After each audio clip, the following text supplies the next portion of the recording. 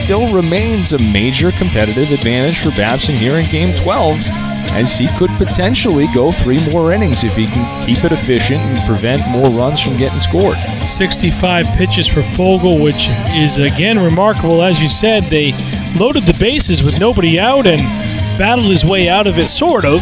3 runs came in. He didn't deserve all 3 of those, that's for sure, as he was getting his ground balls, but still could have been much worse, could have been much better. Sam Brito will lead off the 7th inning for Salve Regina. Bottom third of the order coming. Brody Santilli and Hunter Sleeper to follow. First pitch bunted, popped up. This could be a jackpot, but it lands. Just 1 step out of the range of Harrington before he slid for it. And very fortunate to still be at the plate as Brito here. No balls, 1 strike. It's bad enough if you pop up a bunt in a sacrifice situation. If you do it with the bases empty, that's a long walk back to the dugout. Yeah, either way, you're going to be feeling like a failure there. But the first pitch of the inning, pop up a bunt, luckily just out of the reach of Babson here, and Harrington gave it a look, but couldn't get there. Flogle's 0-1, bounces down in the dirt, evens the count. Winner of this game survives, loser is eliminated. 3 teams will come back here tomorrow. Started yesterday with 8, will be down to 3 by night's end. Good looking pitch there by Flogle, didn't get the call, and it's 2-1. This game here has been a lot of fun so far, John. Back and forth, tight game, pitchers duel early. Both teams getting something going in the 6th, although, as you mentioned, Babson hit out to center field and falls in front of Weiss for a base hit. So on with a leadoff single is Brito here in the 7th. Babson doing it without really swinging it much, but a battle regardless.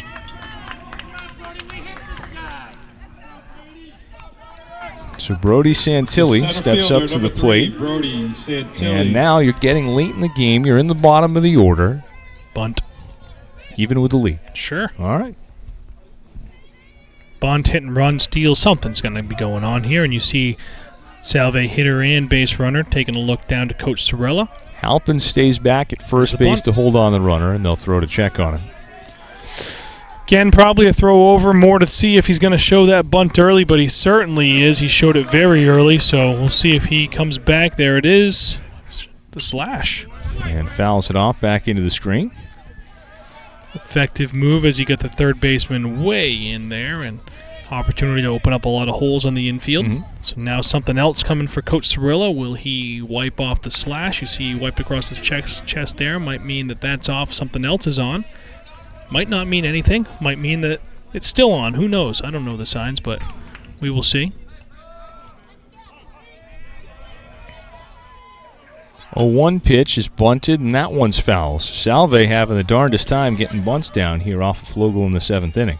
0-2, and we talked about it a little bit yesterday, or maybe the day before, maybe the day before. It all kind of blurs together for you when you're in your 12th game, but we saw a couple teams going with the 2-strike bunt. I've been sold on that by Coach Ron Polk. It was 2 for 2 after we mentioned will they bunt with 2 strikes, and doesn't happen here. Salve and does not the do it. Priority just isn't there when you have the lead. Just isn't worth the risk.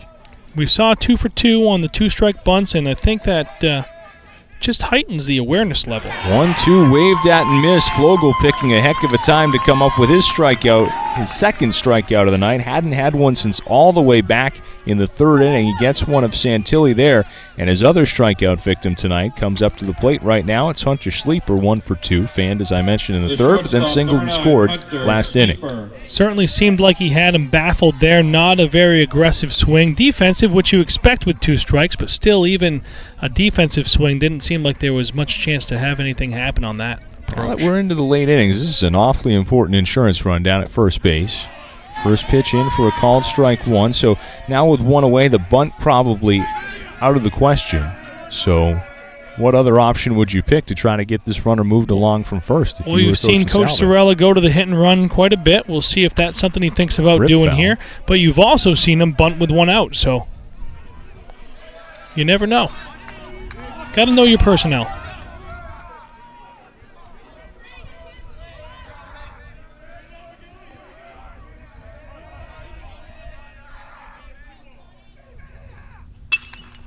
This one popped up into foul territory. caught in foul territory for the second out by Mark Weber, as there are now 2 away.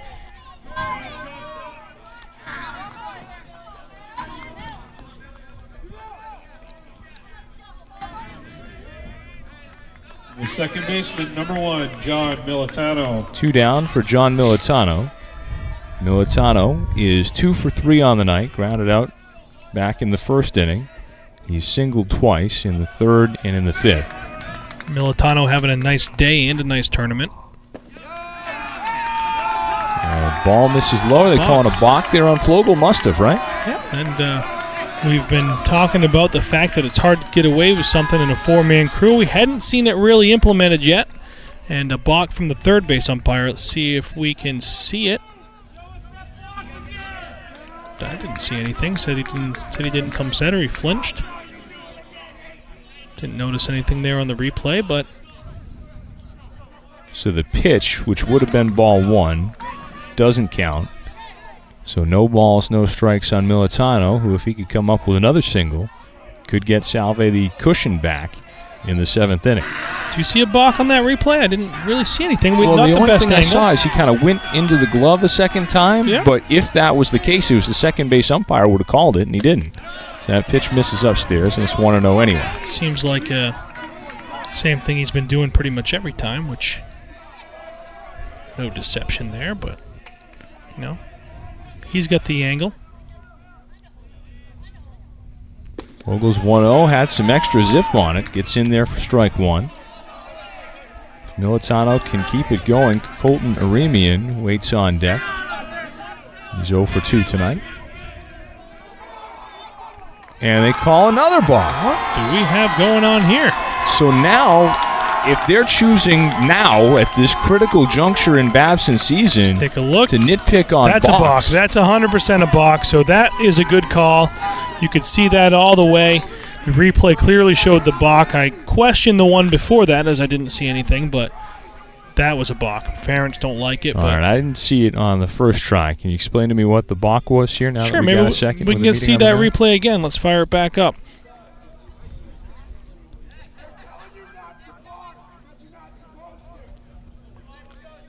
Second balk, same angle here is what we're going to look for. So take a look. Watch him start.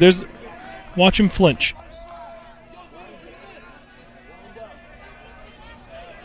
See it? Yes. Back knee. Yep, everything's moving. Yep. Clear balk. And now he's got to be very careful he doesn't do it again with that runner over at third base. He's very fortunate that there's 2 out. That one was obvious. 1-1 pitch, hit down to shortstop. Might not nice matter if McHale can save him here, and he does! Great pick by Halpa to scooper it over at first base, and Flogel gets out of it here in the 7th. No runs in the inning on a hit, no errors in 1 left, and it's 7th inning stretch time here in Harwich. The score remains 4-3.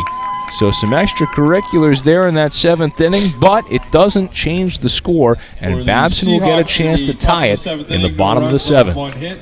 We have not seen a lot of balks, John, and was there those 2? I don't think they're the only 2. Maybe one more in the tournament. I don't remember any key ones coming back to bite anybody, but I do know that we had commented that it's tough to get away with stuff with 4 umpires out there, so.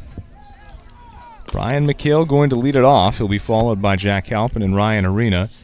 And it's Dione who is back out there to pitch after his struggles last inning to try to get through the 7th. So you look at, UMass Boston having all the chips at the table right now. They've got the 3 wins, but they've also got the pitching depth. Yep. And the thing that happens if you're not the 1 seed, you've got to deal with all of the problems, not only having to play the extra games, but chances are the reason you have to play the extra games is you don't have that same level of pitching depth that a UMass Boston has. So if you had more good options in your bullpen, chances are Dione wouldn't be out there again after that inning he just had, but you've got to build the bridge somehow, and so Dione's going to get another shot at it in a 1-run game with the season on the line in the bottom of the 7th. Like the guys I've seen so far from Salve, even in the first game against Babson, they brought out a very talented pitcher. He might not have had a lot of success. Salve's got a lot of wins on the season, so a lot of good arms in that bullpen. Maybe benefiting from the 7-inning games all season long in the Commonwealth Coast Conference, where you don't have that in the Little East, and Boston's able to develop a deeper bullpen with more guys they can count on because they're playing 2 nines in the same day all year long. First pitch in there for a called strike 1 to Brian McHale. No balls and 1 strike. McHale is 1 for 3, single back in the 3rd inning. So in Coach Manfredo's world, it's just the Little East in these dogfights every night while everybody else is just playing 7-inning games and going to bed by 9 o'clock, huh? Well, John, you call a lot of baseball, so not just Little East games. 0-2 is behind McHale, 1-2. You know how it is. You've seen some of the other conferences. I have. Little East is a dogfight. It is, I agree. Not saying that the other conferences aren't. The Commonwealth Coast Conference playing 4 games on the weekends a lot of times, so difficult in its own right. 1-2, misses down low, 2 balls and 2 strikes. Corsair's been known to play a 7-inning game every now and then. Got a couple in Florida this year, which was a different look. We haven't had that before at all.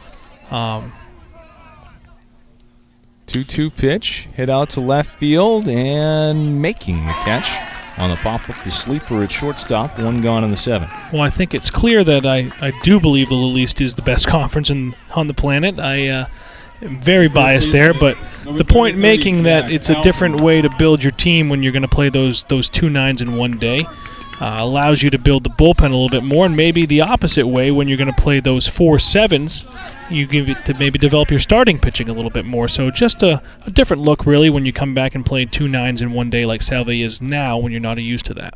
Halpin 1 for 3, and he takes ball 1 down low. 1 ball, no strikes.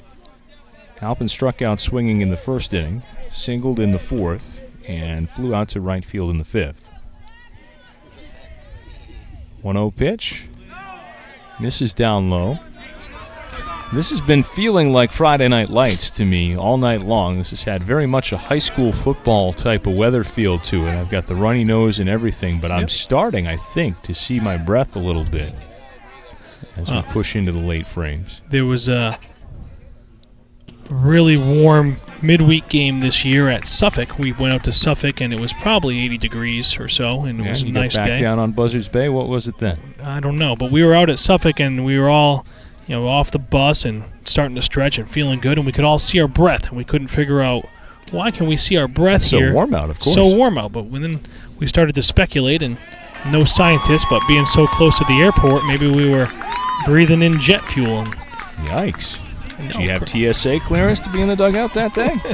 We did not. Designated hitter, number 37, Ryan Arena. Ryan Arena comes to the plate. After Halpin works the walk, he represents the tying run at first. Halpin will run for himself here. First pitch misses low and outside for ball 1. Arena is 0 for 2, was hit by a pitch his last time up. Scored one of the runs that were the gimmies handed out by Dion last inning. 1-0. In there for a called strike 1, borderline pitch.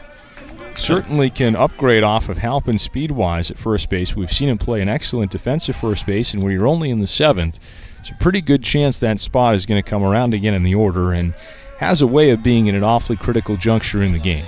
Well, happened to him last night, the extra inning game, game 4, where they went to a pitch runner with a chance to maybe get the... Well, now no need, as that one's down in the dirt, gets away. Halpin takes second on the wild pitch.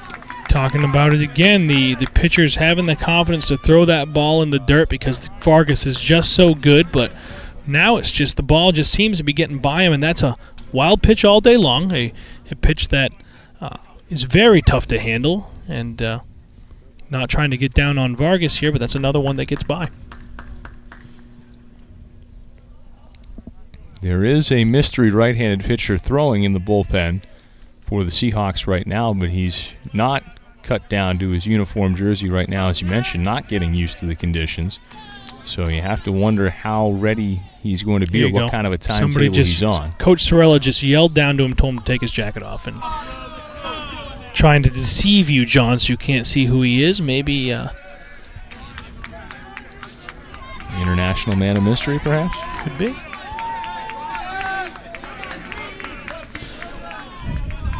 2-1 count on Arena.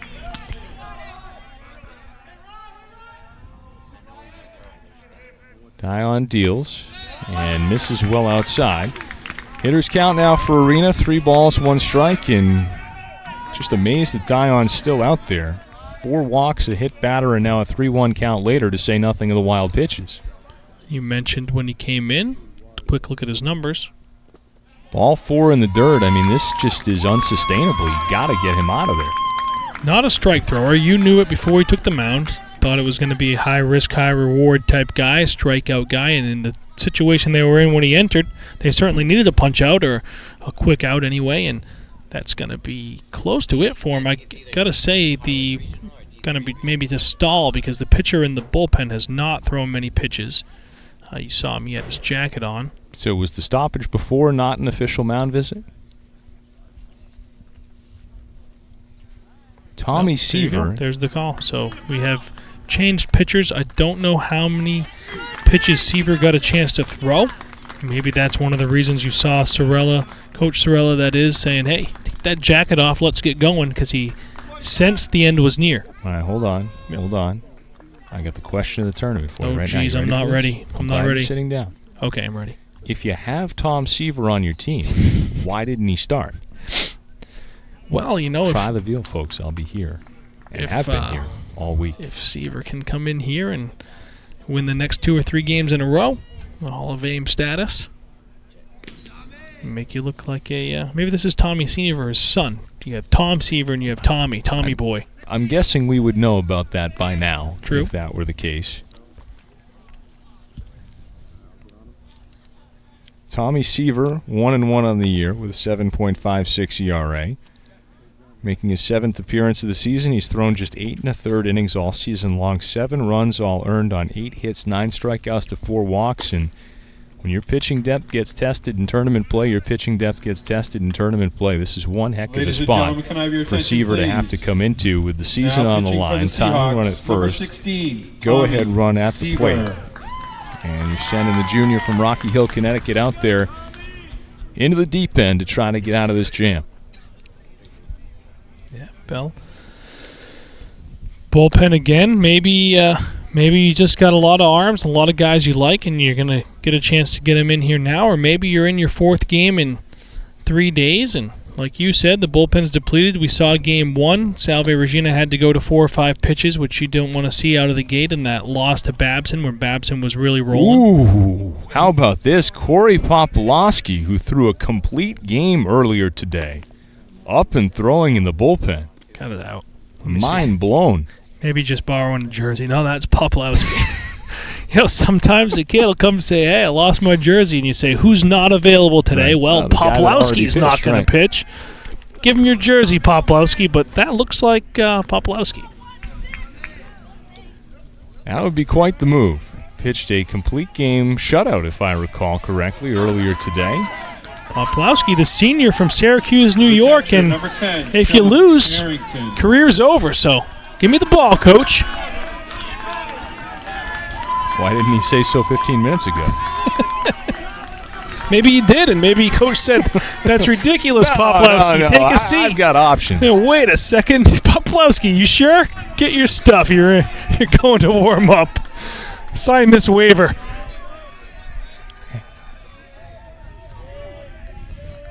Harrington, the batter. Those of you who migrated over and made it to YouTube Live, thank you for so doing. You are very technologically savvy. As that pitch is in there for call strike 1. We are happy to report that the original platform of the game, Boxcast, is back up and running. So if it makes a difference to you, you can go back over and watch it there the way you originally found this stream. And we thank you for your patience and for your cooperation in following us as we zip and zoom all around the internet here tonight. A 1 missed inside. 1 ball, 1 strike. Bottom of the 7th, Babson trailing by 1, only 1 out. Double play would be exactly what Salve Regina needs.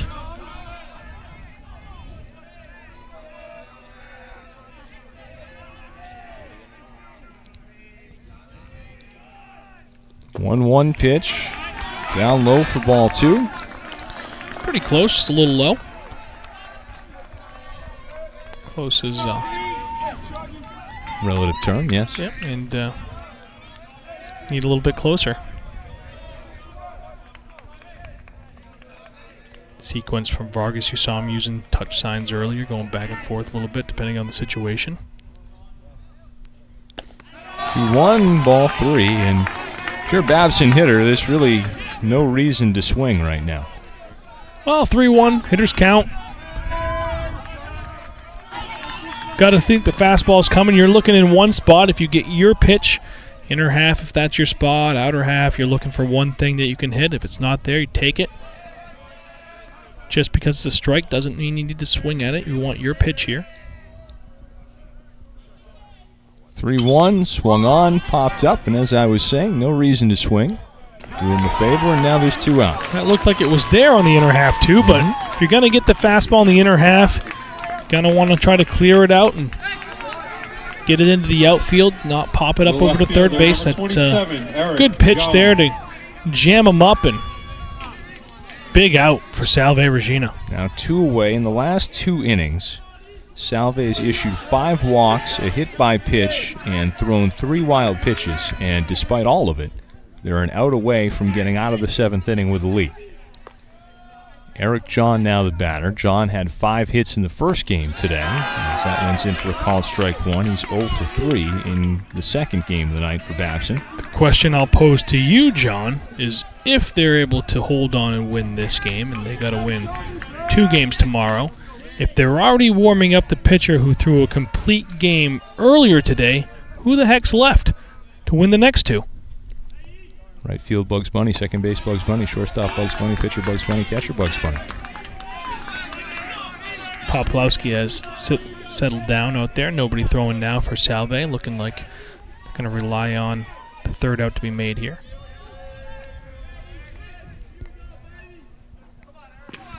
Seaver has looked good since entering.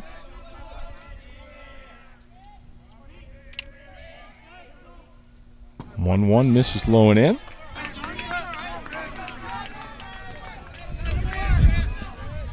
If John could reach here, Mark Weber is on deck. Weber is 0 for 1 with a pair of walks.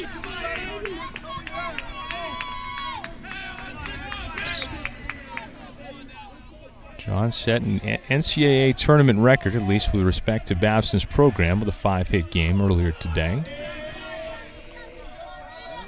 Gotta suspect when those statistics get updated. 2-1 pitch, fouled out of play. Yes, his batting average will not be .235 when he wakes up tomorrow morning.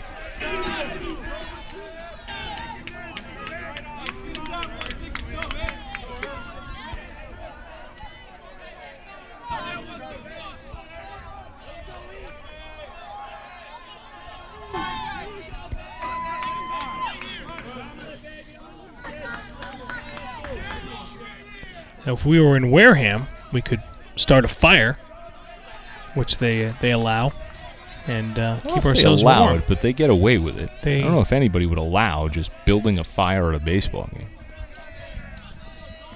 Yeah, savage, as the kids would say.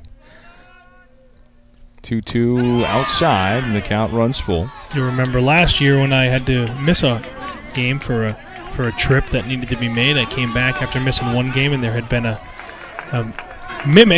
fire started in the Harbor Hawks bullpen, and that did not fly with the Harbor Hawks coaching staff. I came back, the entire bullpen was suspended from the bullpen. They were all in the dugout. I was able to plead with Coach Gassman to give them one more chance, and the suspension only lasted for the pregame, as I said I'd keep an eye on those guys, and there were no more fires.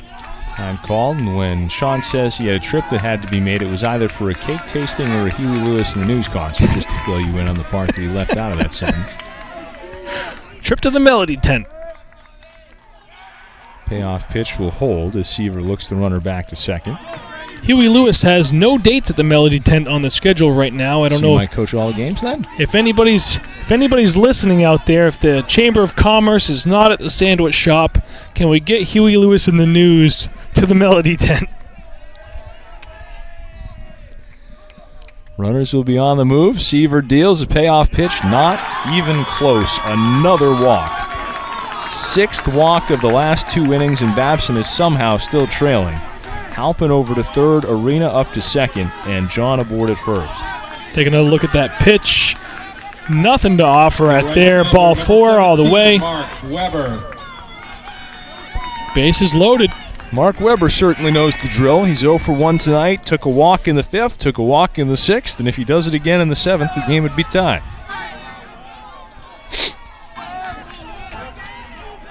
Seaver's got to prove he can throw strikes. You can see here on the cast that Weber's breath showing up a little bit as it gets chilly.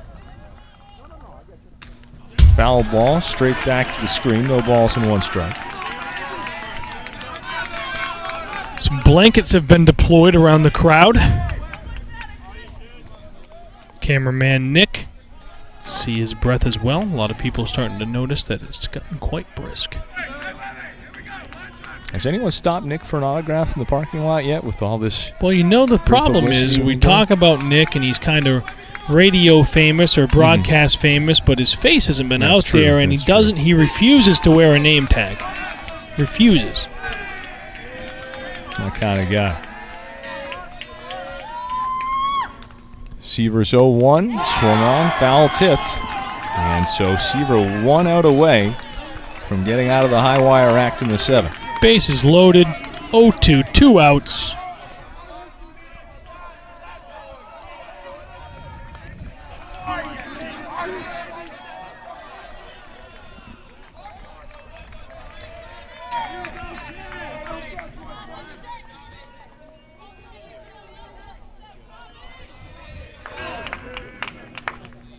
Seaver kicks, he delivers, swung on and missed it. You can't swing at that pitch, not even close. But Seaver gets out of it. Babson leaves him loaded. Again, they fail to get a hit in an inning where they were spotted a gaggle of free bases. No runs, no hits, no errors. 3 left on base, and somehow, some way, Salve still in the lead at the end of 7 by a score of 4-3.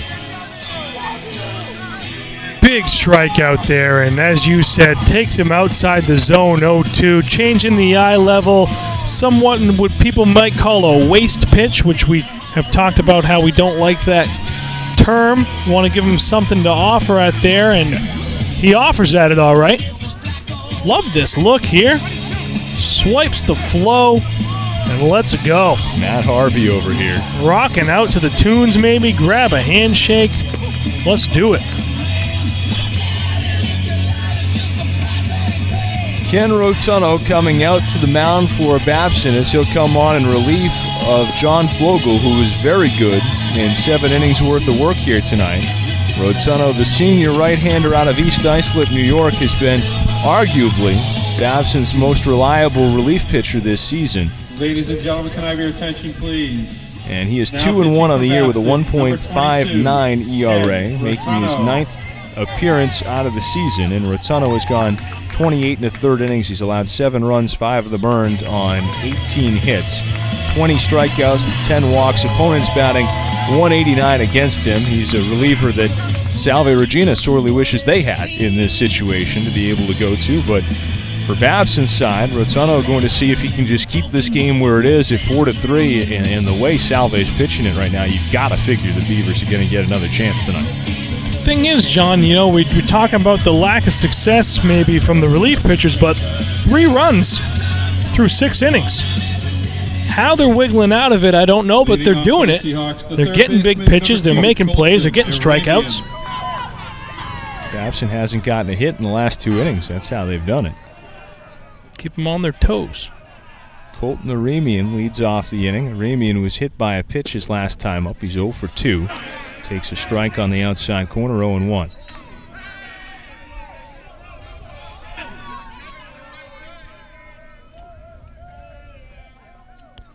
Rotuno's 0-1, ripped but well foul out of play.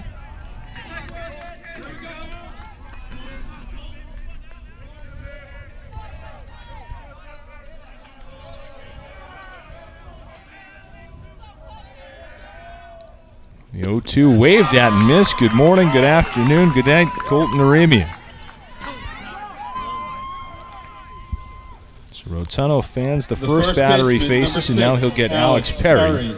Perry is 0 for 3 on the night, but he did reach on an error that drove in a run back in the 6th inning.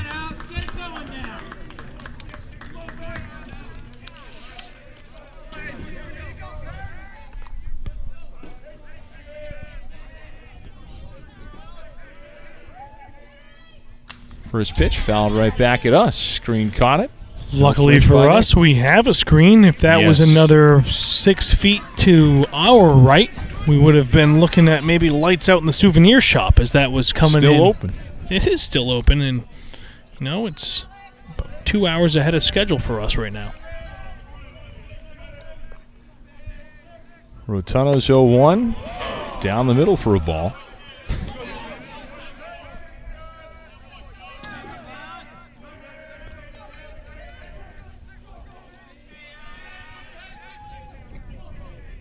Now the 1-1. Popped up. Center fielder Weiss coming on. Right fielder coming on. And it's Weber in right who makes the catch for the second out. 2 gone in the 8th for Zach Smith. Here's another look. Right fielder, number 22, Zach Smith. Pops it up. 3 guys converging on it, and right fielder comes in. Calls everybody off. Would have gone somewhere much different in Game 8 last night. That would have been a interesting play if that was last night's conditions. Probably might have gone foul. Might be right. Might have been out of play. That wind was howling this morning for Game 1 too. Zach Smith now the batter. Smith is 0 for 3 tonight. Grounds out one. Late reaction. Diving play at third. Throw across. Is in time for the out over at first base. Was it? Lennon with the hose. Smith literally hopping Matt over at first, but it's a great 1-2-3 inning of relief for Rotunno, and Babson quickly back Take in the another dugout look, after John. 7.5. Let's see if that play was really an out. You can see an excellent diving snag there. He thought it was going to be too little too late, and he appears to be past the bag there.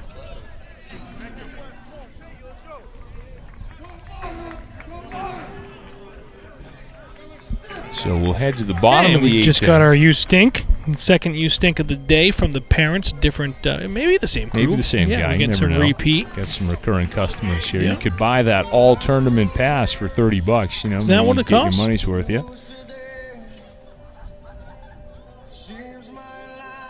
Take a look here. Ooh, that's awfully close. The ball is going to take a one-hop here.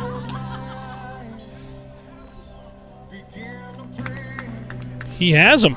So can't really see here from the obstructed view, but maybe I was a little too quick to be harsh on the umpires there. Looks like he may have had that ball in his glove. More probable than not. With the foot was still a little bit in the air there. So ring him up.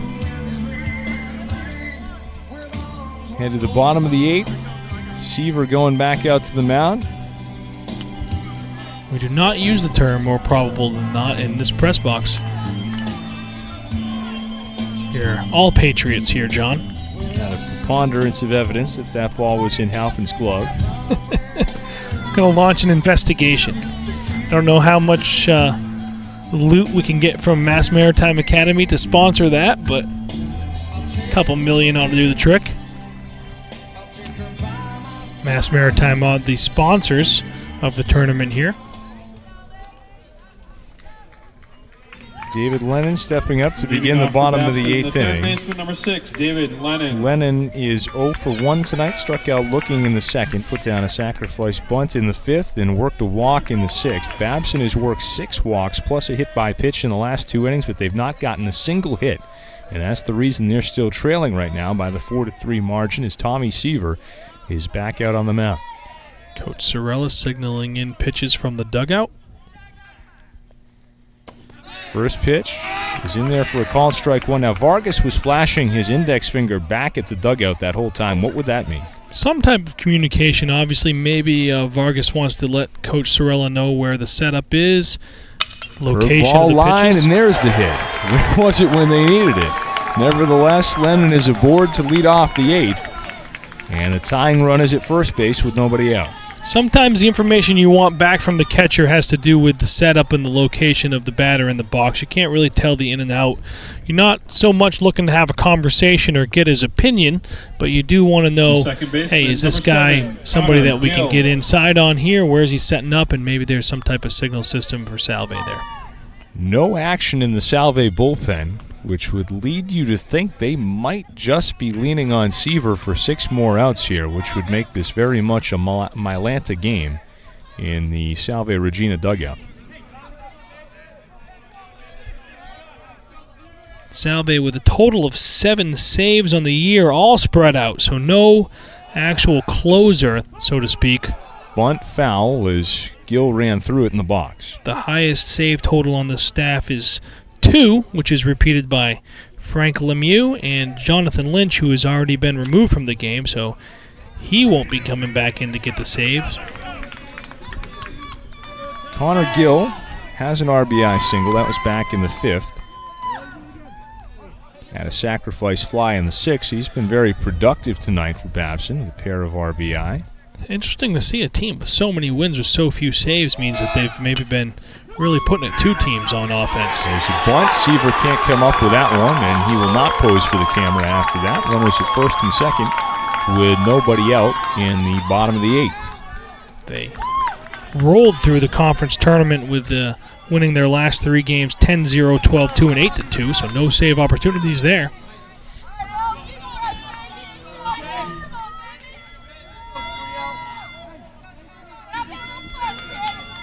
Got 5 hits on the board right now for Babson. So I believe that means they scored that one a hit. Yes, they did.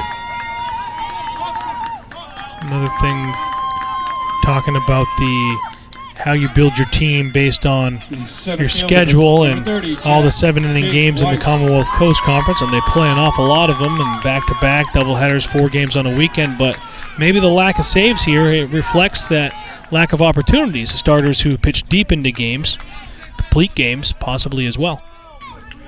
Jake Weiss now the batter. Likely bunting situation he did show, but the inside move tipped the hand right there, although I don't think anybody's surprised. Absolutely not. John going to be laying one down for sure.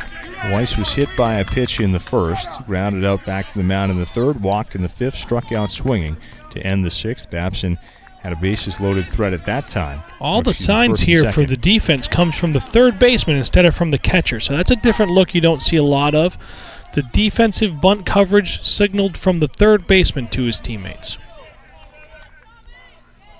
Weiss has that bat high as the first baseman crashes in. They get a bunt play on. The pitch is bunted at the 3rd baseman. They look and they throw to 3rd. Out at 3rd! Bang, bang play. A gutsy decision by Aremian to let it fly. Sleeper got over there and they cut down Lennon 5-6. We've seen it time and time again, that bunt trap work to get the out at 3rd base. Let's take another look here. As you said, very gutsy, close play at 3rd base.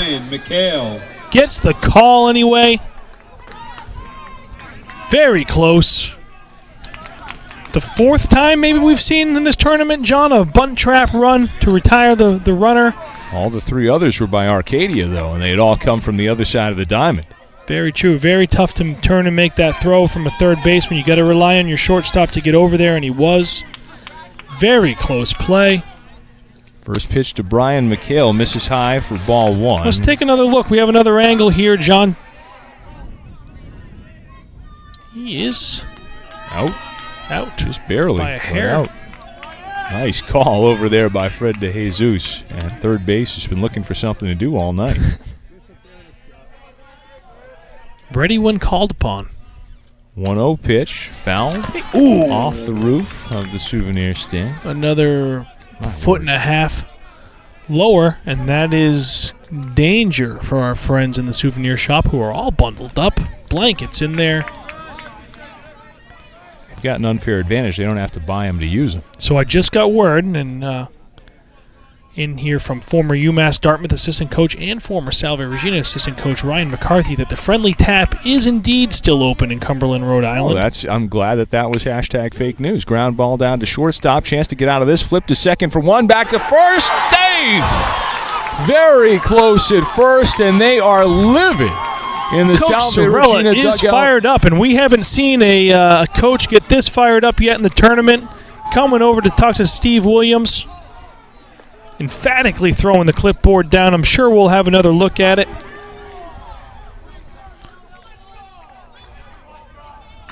So many notes tucked in there. He's got back pockets full of paper. Parents are chirping that they got video. They have it before we do, apparently. technology these all days. over Everywhere. Instaface right now, I'm sure. Vargas signaling, hey, let's wrap it up here, Coach. It's not going to change anything. I got my pitcher in rhythm. Love to see a little bit of leadership there. Let's put it behind us. Let's get rolling. Let's get that last out. And part of the reason why he's so mad is because these last 3 innings have been such an elaborate smoke and mirror show pitching. Here we go. Jack Halpin. He's safe. Is safe. So Fairly safe. another- I'm surprised. Didn't look like it to the naked eye. Nice job by Steve Williams at first base. These guys have really improved since they got to look at my video where I clearly critiqued all of their bad calls in the first game. Sean Amansky over here. And this is the video that gets results. And I'll leave it up to Jack Halpin now with 2 out, the tying run for the 3rd inning in a row in scoring position. First pitch bounces down on the dirt trail. Runner will go. Vargas will just leave it there, probably wisely so. And up to second base on the wild pitch goes McHale. So theoretically, a timely hit, which had been very scarce tonight for Babson, could give the Beavers the lead. Crucial point of the game here. 2 runners in scoring position. 1-run lead for Salve Regina. 2 outs in the bottom of the 8th. So Babson down to their final 4 outs, but have their guys right there, the tying run and go-ahead run in scoring position. This could be their best shot at it right here, as they'll be descending in the lineup the rest of the night. Seaver steps off. Arena's the cleanup hitter, but he has not had a good tournament. And from there, you go down a little bit. John, of course, had the big game earlier, but he's hitless in this game, and the bottom of the order had all those chances the last 2 innings, couldn't get a hit. This may be their shot right here and now with Halpin. 1-0 pitch, curveball comes inside. Halpin just gets out of the way, 2-0. Now, would you, with Halpin at the plate now, just give him the next 2 balls? 2-0, so you don't want to make a mistake and have him drive something here if you're middle of the order bat, but on base. you can kind of do the intentional walk too. See if he bails you out. So I think the signal here is be smart. First base is open. See if you can get him to make a mistake. Hasn't been hitting well, like you said. Gill at third, McHale at second. 2-0 pitch, not close. And Yeah, that looked like that might have been a miss on purpose. Again there. Now Vargas is saying, hey, let's stop messing around. We're not going to throw him a strike. Let's put him on. Coach Sorella says, all right, let's do it. So ball 4. Halpin takes the walk. 3 walks and a hit batter in the 6th. 3 walks in the 7th. And now a walk here in the 8th to go along with 2 singles. The intentional walk, as many times as I've been the advocate for it so far in this tournament, it's always come when you needed a force play, when you had less than 2 outs, or when you were in a walk-off situation. There, you had 2 outs, you don't have a force play, and so wasn't one I was thinking of. Babson's had 10 different base runners reach safely in the last 3 innings. They entered the 6th trailing 4-1, and they still trail 4-3 now. As the first pitch in for a called strike 1 to Ryan Arena. Arena's 0 for 2, grounded out to shortstop to end the 1st, struck out swinging in the 4th, was hit by a pitch, scored one of those runs in the 6th, and worked a walk, was stranded in the 7th. Cleanup man on with the sacks full and the game on the line. 0-1 pitch hit the other way, through the hole into right field. In from third to score to tie the game is Gill. The backup run is in safely, and the Beavers finally break through and take the lead with 2 out in the 8th. As hustling on in from second is McHale, and the Babson Beavers flip the game. They're now in front 5-4. What a nice piece of hitting here. Watch him go the opposite way, shooting the gap. Big hole between first and second base, taking advantage of the positioning of the defense. 2 runs in. Smart play by the outfielder. Get it into the cutoff. No need to let another runner advance on the backside. 1-run lead. The catcher, number 10, Sean Harrington. Would have been an absolutely devastating way to lose for Babson had they not come back and at least tied it with all these opportunities they'd had. Now they've got the lead. Runners at first and third, now a chance for some insurance. Remember, Babson's the home team, so Salve up against the wall right away. Rotuno looks spectacular in a 1-2-3-8, so you'd have to assume he'd be back out for the 9th. Matt Queno, the closer for Babson, ready to come in now. Has been working his bands, throwing to a catcher. Looking for the opportunity to get those final 3 outs for the Beavers. Has 9 saves on the year.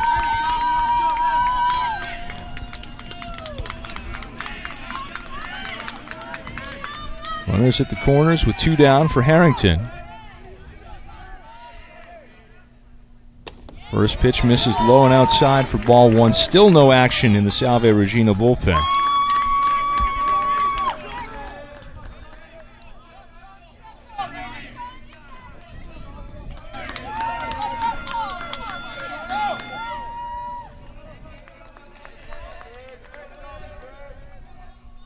One 1-0 pitch.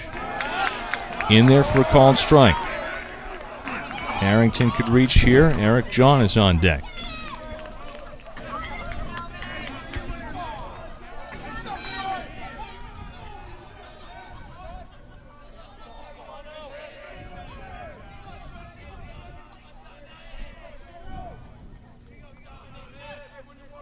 Runner goes from first, 1-1 pitch. Bluff on the throw by Vargas. An uncontested steal of second by Arena takes the force away.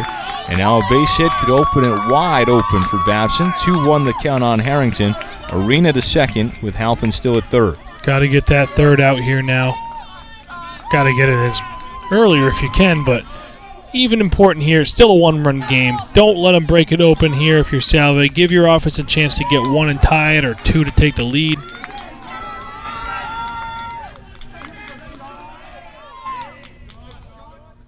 Two-one hook misses inside. Hitters count now for Harrington at 3-1. Big hit of the night delivered by Ryan Arena. Breaks through with his first hit of the game, a 2-run single. Took Babson from down 4-3 to up 5-4, and they're now 3 outs away from a trip to perhaps Championship Sunday. 3-1. Down in the dirt for ball 4. So Harrington fills the empty base. That'll give Eric John a chance to add to what's already been a very memorable day for him. Quite the contrast, though, for John. 5 for 5 in the day game. 0 for 3 in the night game, although he worked to walk his last time up. Are you surprised that there's not at least anybody stretching or anything in the Salve bullpen? To a degree, yes, but I mean, you've seen what else they've thrown out there tonight. I mean, what are you going to go to that's an upgrade that you wouldn't have used by now? Ground ball down to third base. Could have just stepped on third. However, they'll go to second. Proves inconsequential as they get the out. Over at the bag at second base is Harrington is cut down 5-4. Babson saves the day just in the nick of time as they come up with 2 runs on 3 hits, no errors, and they leave the bases loaded for the second straight inning. Babson stranded 10 runners in the last 4 innings alone, 13 overall tonight, but they've got the integer. They lead at 5-4 as we head to the 9th. We'll take a quick break and come right back. Don't go anywhere. An exciting conclusion to Game 12 coming up next on BTV9 and MMABucks.com. On and off the court, we're focused on creating lifelong opportunity, and that starts with education. More college athletes are earning degrees than ever before, but we've still got work to do. That's why we're raising the bar for incoming freshmen, so they're prepared when they get to campus. And why teams can't play in championships unless they make the grade. Education matters, and putting academics first creates a pathway to a lifetime of opportunity.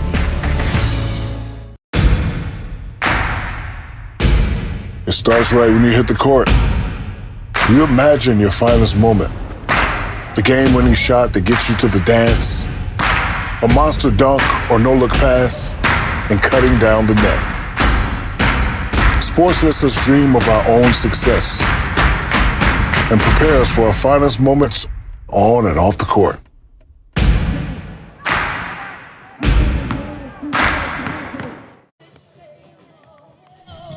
Matt Cuneo gets the ball with everything on the line here coming out to pitch the 9th. I thought we'd see Rotuno again as he was spectacular in the 8th, but Cuneo has the numbers this year out of the pen. 0-1 with a 6.33 ERA. This means 21 appearances. One of them was a start. He's gone 21 in the third. He's given up 16 runs, 15 earned on 26 hits. 21 strikeouts to 6 walks.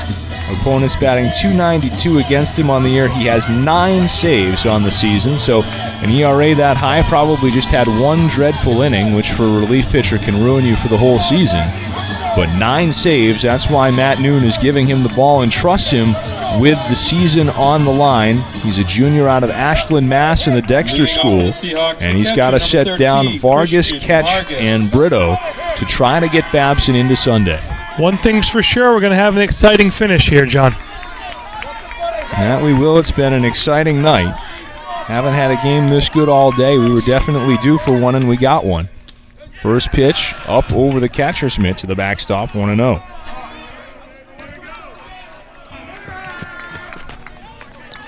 Look at what we've seen from the Babson bullpen, a real pro-style bullpen, really. You look at the way they build it. They got a sidearm guy in there, a specialist. That one's in for a called strike, now 1-1. You saw Rotuno come in, set-up guy, get the job done, and the ball off to the closer. 1-1 pitch, sails high. See if it pays off. Like you said, Rotuno was pitching very well. Yes, he was.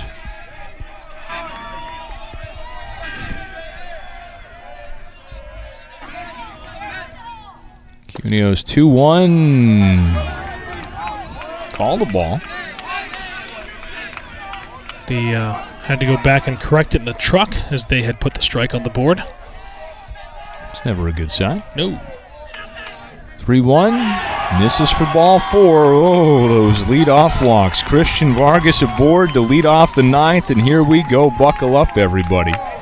Nothing going to be easy about this for Babson in the 9th. Remember, number 14, Dylan Catch. as great as those 2 runs in the 8th inning were, Babson still left 2 runners in scoring position. Insurance runs that I'm sure they wish they had. Time called as Harrington will go out for a chat with Cuneo during the offensive timeout. Dylan Ketch, the batter. Ketch was hit by a pitch in the 2nd inning, popped out to third base in the 5th, and grounded out to first base to end the 6th. Have to think he's bunting here with a tying run on first base and nobody out. Yeah, absolutely. Going to be going for something here. Obviously, there's a reason why Coach Sorella called the timeout. Wanted to make sure the plan was crystal clear here. Nothing left to interpretation from the signals, and squares early. Slatch. Fouled off at the plate. Lennon was crashing in from third. Interesting to note, John, if I recall correctly, the last time they had an offensive timeout, they used the slash again. So, wonder if that's something that maybe they don't have a sign for, or something that he wants to make sure they understand what he's looking for when they go to the slash. 0-1 pitch, no bunt on the outside corner for a called strike 2. Good frame there behind the plate for Harrington. Good pitch. Cuneo ready. That one fouled out of play left side. Flogel, the starter, went the first 7. Rotuno worked a 1-2-3-8. Rotuno in line for the win. And Cuneo trying to get what would be his 10th save of the year. We've got to wonder, too, John, as we speculated the bunt might be coming, if Coach Sorella thinks he needs more than 1 run. That one blocked down in the dirt. Harrington, I think, tried to make it look like it was worse than it was to see if he could get Vargas running, but catcher's not going to fool another catcher in that spot. The going to extra innings, the way the bullpens have looked, may be advantage Babson. So maybe trying to get more than 1 run, despite only needing 1 to push extra innings. 1-2 pitch, fouled off. Babson, of course, is the home team, so they have that advantage of the last at bat, if necessary here tonight. Matt Noon's crew trying to prevent that from being necessary this evening.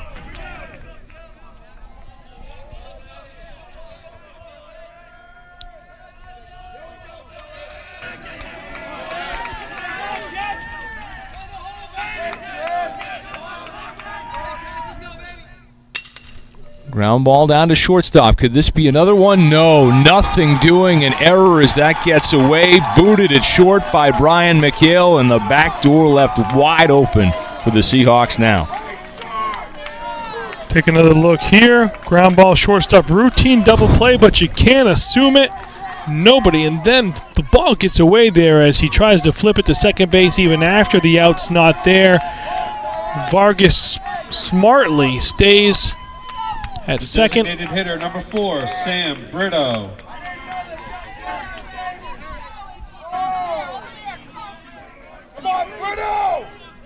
Now Sam Brito, the batter, you'd have to think he'd be bunting as well. Brito was 1 for 3 with a base hit and an RBI on the night.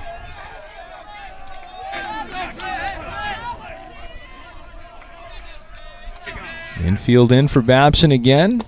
Pulls back on the bunt and it's ball 1 low. Another bunt trap run there. We've seen them executed so well throughout the tournament. One of the more boisterous Salve fans telling him to be the man, and I just feel obligated to point out that if that's what he wants, then he's going to have to beat the man. You just love it. You love going there with those WWE references. And what do you think the key here is, John? We've seen it 4 times now with this bunt trap has worked to get the runner at third base. What do you got to do? To beat it, or to get the trap to work for the out at third? Got to bunt that ball down the third base line. Yes, you do. And you saw it get executed by the third baseman 1 time out of the 4, but the other 3 have been a bunt directly to the first baseman. Right. The deader the roll, the better. As that one misses up and away, 2 balls and 1 strike, and pay a penny for Ken Rotunno's thoughts right now, wouldn't you? Absolutely. 9 saves, nothing to sneeze at, John. 2-1 pitch, bunted, good bunt, fielded. They're going to go to third, and they get the out again. Theme of the tournament here tonight, those first and second bunts just aren't working for anybody. Great play by Cuneo off the mound as he goes to third base, gets it to Lennon, and then they nail Vargas. Look how fast Cuneo is here to get off that mound and defend his position. Like a cat over there, springing into action. 1-5 to put out at third base. What do you got to do to bunt a runner to third base in this tournament? I don't know. In this town, virtually impossible. First one in for a called strike 1 to Brody Santilli. Jeez, you get the fans getting really heated on that call. Santilli's 0 for 3 tonight. Struck out swinging his last time up, but all of that was against Flogel, the starter. Ball gets away. Did it? No. Ooh, got far enough away, certainly far enough away. Harrington didn't know where it was. Kench wouldn't pull the trigger, and so he stays at second. Take another look. Watch this ball skip away. Behind the catcher, no idea where it was. Should be runners on second and third. Would have been the equivalent of executing that bunt. Instead, both guys remain.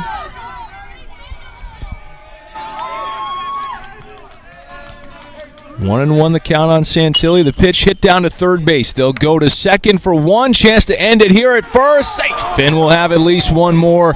Double clutch by Lennon throwing the ball down to second. Cost them the chance to get out of here. Take another look, John. Ground ball. Looks like it could have been a double play, but absolutely a double clutch. Safe at first. If those runners had advanced on that ball that got past Harrington, you got 1 run in. Maybe nobody out there. They would have had an out at the plate or they wouldn't have sent him. Come on now. Don't be silly.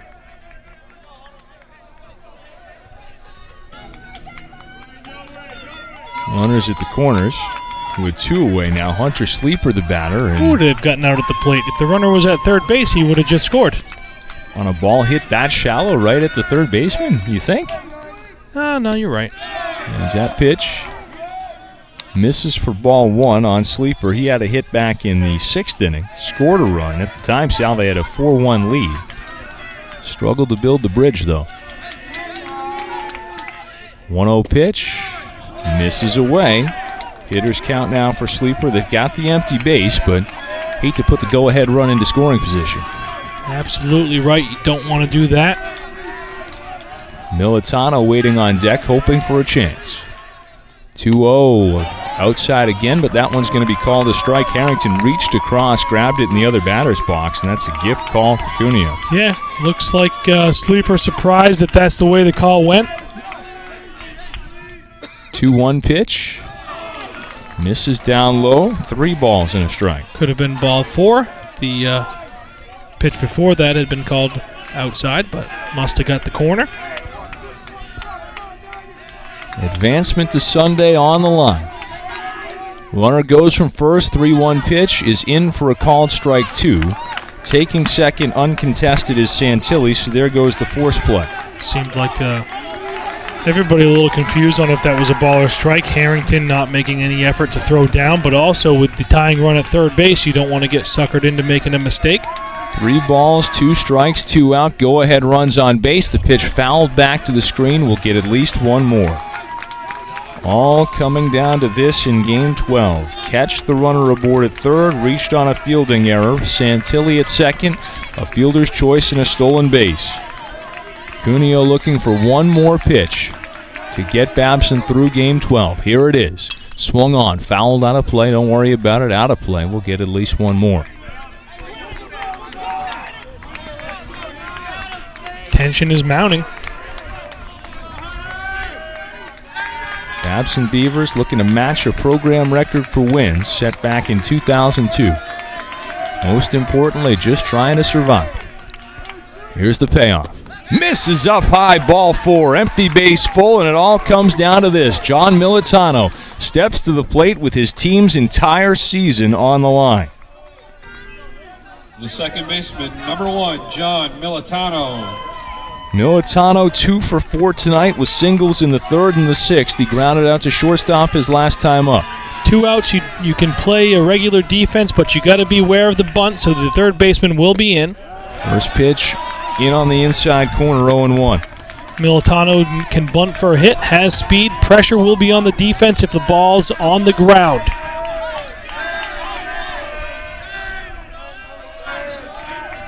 0-1 pitch, popped up. This should do it. To straightaway left, Eric John is underneath it, and the Babson College Beavers survive Game 12 with a high wire act of a 5-4 victory to eliminate Salve Regina and move into Sunday's Game 13, where they will take on Suffolk in the final game of the losers bracket with a trip to the championship round on the line. A tremendous season for Salve Regina comes to its conclusion by the slimmest of margins. They wrap up the season at 35-12, but just did not have enough pitching to neuter this Babson offense when it really counted in the final innings. Heck of a year for Salve Regina. Back-to-back Commonwealth Coast Conference Championships, advanced here to be one of the final 4 teams remaining in the tournament.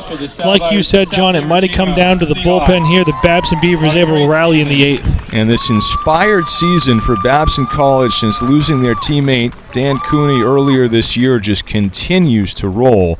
They tie their program record for wins. They have a chance to set it tomorrow, and it's going to be an all 6-1-7 regional from here on out. Suffolk, Babson, and UMass Boston playing for a trip to the College World Series. So not only will it be a New England team, it'll be a Bay State team going to Appleton, Wisconsin this year. And so here's the situation. Suffolk and Babson play at noon tomorrow. The winner of that game gets UMass Boston in the nightcap. UMass Boston then has the mulligan. They've got 2 shots to win one. If the Beacons can win Game 14, they go to the College World Series. If they can't, you get a winner-take-all game on Monday morning for the trip to the College World Series. So it's taken 3 long days of baseball to get where we are, but stage is certainly set for an amazing finish now, Sean. Absolutely, John, and got 3 of the best teams in New England, 3 of the best teams in the country, set to duke it out over the next day and maybe more, depending on the way things go. So looking forward to that. And we finished 80 minutes sooner than the last 2 nights. 11:39. Outstanding. So fantastic. A great season for Salve Regina. Great game overall. 5-4. Love it. Well, my friend, rest up. I would take Caitlin to Celtic Kitchen in Yarmouth tomorrow if I were you. If you're going to do breakfast, you should do it right. It's a good place. And that's on the way here, so you could just keep on coming if you time it out right. Get dropped off, maybe? Yeah, maybe get dropped off and I can drive you home. That would be the ultimate Manfredo move. 5-4 the victory here for Babson tonight. And what are you thinking going into tomorrow? Gotta like UMass Boston right there in the driver's seat. They're sitting pretty. Going to have a good matchup there. Suffolk really has been struggling to get anything going offensively. You saw that today. Babson faced a good pitcher today, still put some runs on the board, battled back late. You see they got 4 runs here in the last 4 innings, so going to have a good one. So that's when we will rejoin you. A thriller here tonight in Game 12. Babson survives for the 5-4 come-from-behind victory, getting the 2 runs in the bottom of the 8th. The hero of the night delivering the game-winning hit was Ryan Arena, finally breaking through with his first hit of the day, the 2 RBI single to drive in Gill and McHale. And in dramatic fashion, the Beaver season will extend one more day. Well, on behalf of Sean Manfredo and everybody here at BTV9, this is Strong Cabral saying thanks so much for watching. So long from Harwich. We'll see you on Sunday afternoon.